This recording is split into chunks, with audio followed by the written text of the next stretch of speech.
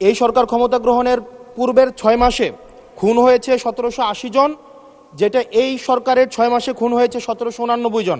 রামেসা থেকে শুরু করে রংপুরের ইদানিং 4টা যে হত্যা হলো সেই পর্যন্ত। ধন্যবাদ মাননীয় স্পিকার। মাননীয় স্পিকার, এই সরকার ক্ষমতা ফেব্রুয়ারি 17 তারিখ শপথ গ্রহণ করেছে। এর পূর্বের 6 মাসে ইন্টারিম গভর্নমেন্টের সময় প্রতিদিনে হত্যা হয়েছে, প্রতি মাসে হত্যার গড় ছিল 260 জন, যেটা বর্তমানে 311 জন। এই সরকার ক্ষমতা গ্রহণের পূর্বের 6 মাসে খুন হয়েছে 1780 জন, যেটা এই সরকারের 6 মাসে খুন হয়েছে 1789 জন। নারী ও শিশু নির্যাতন পূর্বের 6 মাসে ছিল 10,090 জন, এটি এই 6 মাসে হয়েছে 11,165 জন। পুলিশের উপরে হামলা হয়েছে 275টি, যেটি এই সরকারের প্রথম 6 মাসে হয়েছে 317টি। গণপিটুনি দিয়ে 2025 সালের পুরা বছরে 166 জনকে হত্যা করা হয়েছে, যেটা এই সরকারের 6 মাসে সেটির সংখ্যা পৌঁছেছে 120 জন।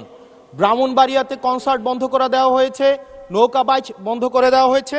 সেখানে মাননীয় স্বরাষ্ট্রমন্ত্রী বলেছেন যে ব্রাহ্মণবাড়িয়ার একটা কালচারাল একটা জেলা, সেই জেলায় নাকি গান বাজনা সিনেমা নাকি বন্ধের মতোই।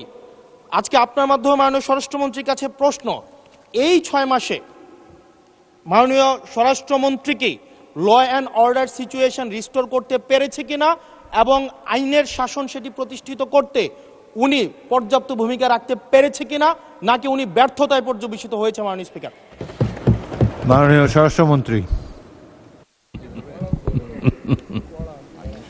ধন্যবাদ মাননীয় স্পিকার। এটা প্রশ্ন হলো না পল্টনের বক্তৃতা হলো বুঝতে পারিনি। আইন শৃঙ্খলা পরিস্থিতির উন্নয়নে 6 মাসে স্বরাষ্ট্রমন্ত্রী সফল হয়েছে কিনা এটা একটা প্রশ্ন। তারপরে ব্রাহ্মণবাড়িয়া জেলায় সিনেমা হল কেন নাই সেটা আরেকটা প্রশ্ন। কোন খাতে কত হত্যা হয়েছে, জখম হয়েছে ইত্যাদি যে ডাটা দিলেন, সেই ডাটাটা কিসের ভিত্তিতে দিলেন, কি পরিসংখ্যানের ভিত্তিতে দিলেন, সে স্ট্যাটিস্টিক্স বড়টা কি আমি জানি না।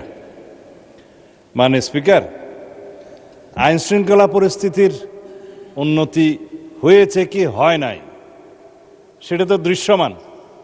বাংলাদেশে আজ পর্যন্ত বর্তমান সরকার দায়িত্ব নেওয়ার পর থেকে এই মুহূর্ত পর্যন্ত যত হেনিয়াস ক্রাইম হয়েছে, অপরাধ সংগঠিত হয়েছে, 24 ঘন্টা 48 ঘন্টা ক্ষেত্রের মধ্যে 7 ঘন্টার ভিতরে অপরাধী গ্রেপ্তার হয়েছে, আইনের আওতায় আনা হয়েছে। এবং সামাজিকভাবে যে কোনো স্পেসিফিক ঘটনা যদি আপনারা বলতে পারেন, সেই স্পেসিফিক ঘটনা আমি 300 বিবৃতি দিতে পারবো। আজ পর্যন্ত সামাজিক চাহিদার ভিত্তিতে এবং যেগুলো আলোচিত হয়েছে, যেগুলো আলোচিত হয়ও নাই, সেরকম যেগুলো ঘটনা অপরাধ সংগঠিত হয়েছে, সেটা সমাজের চাহিদার ভিত্তিতে সংক্ষিপ্ত সময়ের মধ্যে যাতে বিচার কার্য সম্পন্ন হয় সেজন্য আমরা সহযোগিতা করেছি।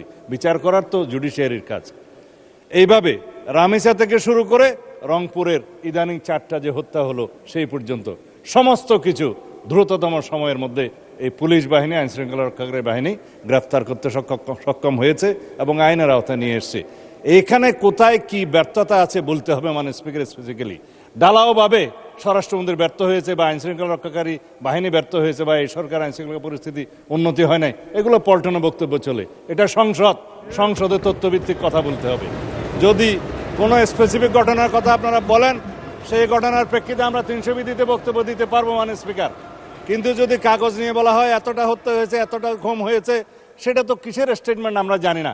আমরা গতবারও সংসদে আমরা 300 বিধিতে বক্তব্য দিয়েছি, স্টেটমেন্ট দিয়েছি এবং সংসদের জেনারেল আলোচনার মধ্যেও বলেছি, ডাটা দিয়েছি। তার মধ্যে আমরা প্রত্যেকটা পরিসংখ্যান করে প্রত্যেকটা অপরাধ ভিত্তিক চিত্র আমরা তুলে ধরেছিলাম। তখন কেউ বলতে পারে না মাননীয় স্পিকার। সুতরাং যদি কোনো স্পেসিফিক ঘটনায় বাংলাদেশের আইন শৃঙ্খলা রক্ষাকারী বাহিনী বা স্বরাষ্ট্র মন্ত্রণালয় ব্যর্থ হয়েছে কি হয় নাই, সেই বিষয়ে যদি আপনারা নোটিশ আনেন, তখন আমরা ডিবেট করতে পারবো। ধন্যবাদ মাননীয় স্পিকার।